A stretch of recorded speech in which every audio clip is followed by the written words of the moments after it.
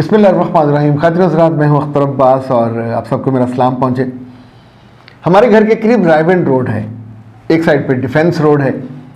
अच्छा, इस पे चूँकि हम डेली आते जाते हैं तो मुझे अंदाज़ा है कि कहाँ पे सड़क बिल्कुल अच्छी है, वहाँ से हम स्पीड से गुजर जाते हैं। जिस जगह का आपको अंदाज़ा हो कि वहाँ सड़क टूटी हुई है या स्पीड ब्रेकर है, तो दूर से चाहे आपको याद हो या ना हो, आपकी जो मेमोरी है, जो याददाश्त है, आपकी आंखें हैं, वहाँ ऑटोमेटिकली वो आपके पूरे जिस्म को और आपके हाथों को और पाँव को इतना एक्टिव कर देती हैं कि वहाँ आपकी गाड़ी की रफ्तार कम हो जाती है। ये ज़िंदगी की खूबसूरती है, ये ज़िंदगी का हुस्न है। आपको धचका नहीं लगता, गाड़ी का इंजन पिंजर नहीं हिलता। ख़ानदानी जो सड़कें हैं, जो ख़ानदानों के रिश्ते हैं, जिस पे हम सफ़र करते हैं, जिस पे हम जीते हैं, उनमें भी कुछ ऐसे हम्प्स हैं। हम्प्स का तो आपको पता है ना, ये ऊँट के ऊपर होता है ऐसे, जिस कोहान जिसे कहते हैं, और इस कोहान में उसने कई कुछ जमा किया हुआ होता है, यानी रेगजार में चलते हुए पानी, एनर्जी, चर्बी, उसे मदद मिलती है उसके जीने में। ओके, अच्छा, अब जो सवाल पिछले दिनों दो आए थे और हमने पिछली वीडियो में उनका जिक्र किया था, फौजिया का था और जोया का। वो ये था कि मियाँ बीवी की लड़ाई बीच में इतनी मोहब्बत का आगाज़ होता है, फिर हो क्यों जाती है। कुछ चीज़ें ऐसी हैं जो मुमकिन है मैं आपसे मुख्तलिफ सोचता हूँ, और ये मुमकिन है कि आपकी लर्निंग में, आपके बिलीव में कुछ चीज़ें ऐड हो जाएं। ये नहीं हो सकता कि ये बिल्कुल मैं मरीख से, नेपच्यून से, प्लूटो से तोड़ के लाया हूँ। ये वो चीज़ें हैं जो पिछले 10 बरसों में, 11 बरसों में आप लोगों से मिलने, आपसे सुनने, आपके दुख देखने और कुछ खुशियाँ आपको यूँ समझे ट्रांसफ़र करने में मैंने सीखा। पहली बात तो ये है कि जितने लड़के और लड़कियाँ मोहब्बत करते हैं और मोहब्बत के बाद शादी करते हैं, अरेंज मैरिज बात कर रहे हैं, it was a love but arranged. सब समझदार लोग यही करते हैं। बराह रास्त कोई लड़का लड़की शादी करेंगे तो घर से भाग के करेंगे, उसके बाद वर्स्ट आप अंधे कुएं में जाके गिरते। ये जो मोहब्बत के बाद अरेंजमेंट है, ये आला दर्जे की चीज़ है। इसमें फैमिली ओन कर लेती है, बाज़ माएँ ओन नहीं करती। ओके, इसमें जब आप बात करते हैं 1-1 घंटे, 2-2 घंटे, 3-3 घंटे, तो दोनों बहुत स्वीट होते हैं। स्वीटनेस की एक दुनिया होती है, एक दरिया होता है, एक वो क्या कहना चाहिए, झील होती है, उसमें आप गोते खाते हैं। वो तो में जो मुंह में पानी आता है वो भी मीठा, जो नाक में जाता है वो भी मीठा, जो आंखों में लगता है वो भी मीठा। तो डूबने को दिल करता है, बैठने को, बातें करने को। आपका 2 घंटे या 1 घंटा वो डेजिग्नेटेड टाइम था जो आप अपने महबूब के लिए या महबूबा के लिए निकाल के लेके गए थे। इसे आप किसी चीज़ से भी तशबीह देकर सोच लें, डेजिग्नेटेड है, कुछ और डिस्टर्बेंस नहीं है। आप घर से तैयार होके आए, आप चाय पीनी थी, कॉफ़ी पीनी थी, खाना खाना तो उसके लिए भी तैयार होके आए, आपने टहलना था, बैठना था, उसके लिए भी तैयार होके आए। उस बीच में कोई आपको इंटरफेयर नहीं करता, आप कॉल भी बंद कर देते हैं, आवाज़ भी नहीं आती। अच्छा, ये जो वक्त है ये आपका प्राइम टाइम है। शादी होने के बाद ये प्राइम टाइम दोबारा मुयस्सर नहीं आता, मुयस्सर आ नहीं सकता। ओके, चूँकि जब आप हनीमून पे जाते हैं तो वहाँ ये वक्त आपके पास होता। अक्लमंद लोग फिर महीने में 1 दफ़ा कहीं चले जाते हैं इस टाइम को ढूंढने के लिए। पर प्रॉब्लम ये है कि मर्द, अब उसके ऊपर ज़िम्मेदारी है आपकी, आने वाले ख्वाबों की, आने वाले दिनों की, आने वाले थ्रेट्स की, खुद फैमिली की भी। और उसको जो आपको 2 घंटे देने हैं वो दिन को नहीं दे सकेगा। आप इंतज़ार करते रहो, आप बैठे रहो, ये इंतज़ार तब तक चलता रहेगा जब तक लड़का घर आके खाना खा के अपनी माँ के पास बैठ के, उसके पाँव दबा के, उसके कंधे पे सर रख के थोड़ा आराम करके, या उसी के कमरे में लेटने के बाद। ये टाइम आपका नहीं है। आप इसका ड्रीम करते हो तो भी ये टाइम आपका नहीं है। आपका वो जो डेजिग्नेटेड टाइम था मोहब्बत वाला या उसकी कुर्बत वाला, वो शुरू होना है जब लड़का आपके कमरे में आ जाएगा। अगर उसने सुबह जल्दी जाना है तो वो जल्दी सोना चाहेगा।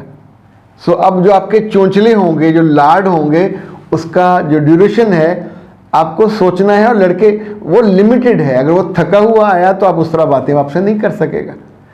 मगर लड़कियां आमतौर पे एक्सपेक्टेशन की उसी सीढ़ी पे बैठी होती हैं, जैसे टॉप पे बैठे हैं और उसको बुला रहे हैं कि यहीं आके बैठो हम चांद देखते हैं, यहीं आके बैठो हम हवा देखते हैं। उसको नज़र नहीं आता, तो कहते यार मैं थके हैं, मैं लगा सौन सवेरे गल कराएंगे।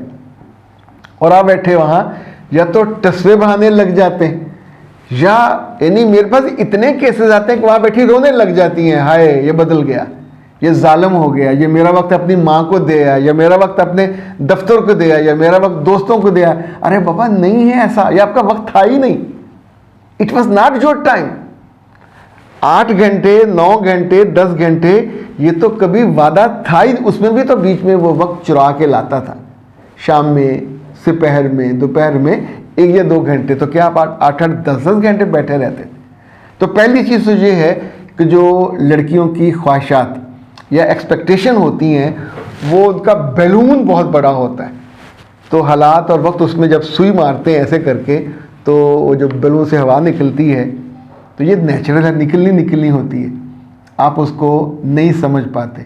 अच्छा मैं आपको एक मज़े की बात बताऊं, आपको स्वीडिश बहुत पसंद हो और आप एक बुफे में हो, तो वहाँ आपको थोड़ी सी आप लेंगे, देखेंगे लोग देख तो नहीं रहे, तो 2-3 चम्मच लेके प्लेट के वो एक साइड पे रख के आप ले आएंगे, प्लेट भर के नहीं लाएंगे। जाहिल बंदा लगता है, अहमक लगता है, हवन्नक लगता है कि स्वीडिश की प्लेट उसने भरी हुई है।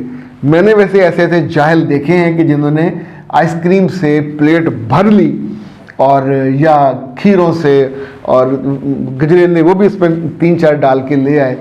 तो फिर हम सब लोग उसे ऐसे देखते हैं कि ये भैंस की औलाद में से है, गतावा खाता है। एक चीज़ बंदा खाए ना, ओके, तो स्वीडिश तब आपने इतनी सी ली, 2 चम्मच लिए, oh my God, good taste. अगर आपके सामने पूरी उसकी आ जाए कनाली, पूरा डोंगा, तो इसका ये मतलब कहाँ है कि पूरा का पूरा वो चमचों से या मुंह को डीक लगा के आप सारे खा पी जाओगे। उस डोंगे में, उस लड़के की वजूद में, उसकी मोहब्बत में, उसकी मिठास में, जो उसके बाकी लोग हैं, उन सबका भी तो हिस्सा है। ये अब देने पे तैयार नहीं होते, जहाँ से फिर ये अक्सर लोग बदल जाते हैं। मेरे बच्चे वो बदलते नहीं हैं, उनकी जिम्मेदारियाँ होती हैं, उन्होंने उनको अटेंड करना होता है, उनके रिश्ते होते हैं, उन्होंने उनको भी अटेंड करना होता है, उनको भी वक्त देना होता है, फिर उन्होंने कमाना भी होता है, फिर उन्होंने जो उनके दोस्त अहबाब हैं उनको भी वक्त देना होता है। पहले आप एक दूर का ढोल थे तो वो अच्छा सुहाना लगता है, अब आप उनके करीब आ गए, चांद उनके दामन में उतर आया, उनके सेहन में उतर आया, उनके आंगन में, उनके दिल में, उनकी आंखों में उतर आया, तो अब मुमकिन है वो चांद को जेब में रख के सारा दिन काम करते रहें। ये एहसास होगा कि मेरे दिल में है, मेरे वजूद में है, पर हर वक्त वो मेरे चांद कैसी है तू, ये नहीं कर सकते। जो लड़कियां ये तोको करती हैं कि दफ्तर जा के भी ये करें, नहीं किया जा सकता। आप उस पर फसाद पैदा करते हो, दफ्तर में 8 घंटे हो गए मुझे कॉल नहीं की, नहीं करेगा, वो उन घंटों के लिए आपका नहीं है, दफ्तर का है, बिजनेस का है, उसको वहाँ जीने दिया करें। जब वो आपके पास आ जाता है तो आपका है, लेकिन उस वक्त पूरा उसका वजूद आपकी बातें सुनने वाले कान नहीं है, उसका वजूद है थकावट से भरा हुआ है। तब उसके पास बैठिए, उसके सर में मसाज कीजिए, उसके पाँव दबाइए, उसको कॉफ़ी देनी है, चाय देनी है, ज़रा उसका मूड समझिए भी तो। मुमकिन है उसका भी जी कर रहा हो कि मैं जाऊंगा, जाके बीवी के शाने पे सर रखूंगा, और उसको दिन भर की थकावट और परेशानियां, पता नहीं बॉस ने डांटा हो, पता नहीं क्या क्या दिक्कत आई हो, मैं उससे जाके बात करूंगा।